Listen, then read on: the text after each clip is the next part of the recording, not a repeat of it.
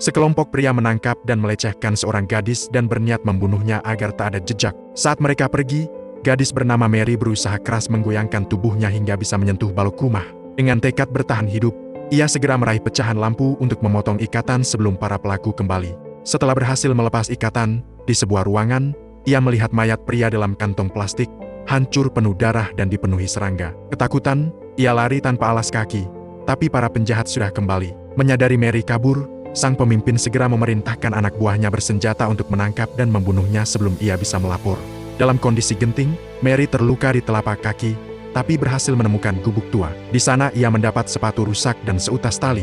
Setelah istirahat, ia memutuskan untuk berhenti lari dan mulai melawan.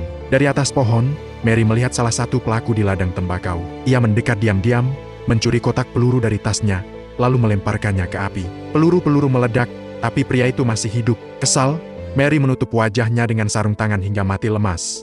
Mary melanjutkan aksinya. Saat bersembunyi, ia melihat dua pria bersenjata datang. Untuk bertahan, ia memasang perangkap kawat baja di antara pepohonan setinggi leher.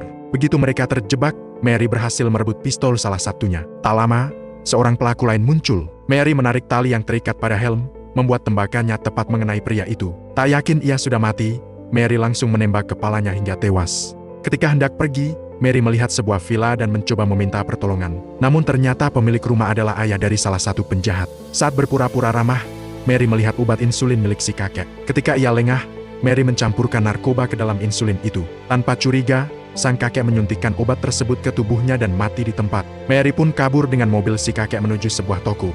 Di sana, ia bertemu seorang polisi dan langsung meminta pertolongan. Namun, ternyata polisi itu adalah kaki tangan para pelaku. Mary dibawa kembali ke tempat ia dulu disekap. Kali ini, salah satu pelaku yang sadis membunuh seekor sapi, membelah perutnya, lalu berencana menjahit Mary ke dalam perut sapi untuk membiarkan asam lambung melarutkan tubuhnya perlahan.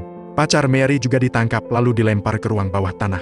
Saat melawan, Mary sempat merebut pistol dan hampir menembak si penjahat. Namun, ia lengah ketika penjahat itu menjatuhkan pacarnya untuk mengalihkan perhatian. Kesempatan itu dipakai penjahat untuk menyerang balik dan menjahit Mary hidup-hidup ke dalam perut sapi yang sudah disiapkan. Di akhir cerita meski tak sesuai harapan penonton, Mary berhasil keluar dari perut sapi dan berakhir di rumah sakit.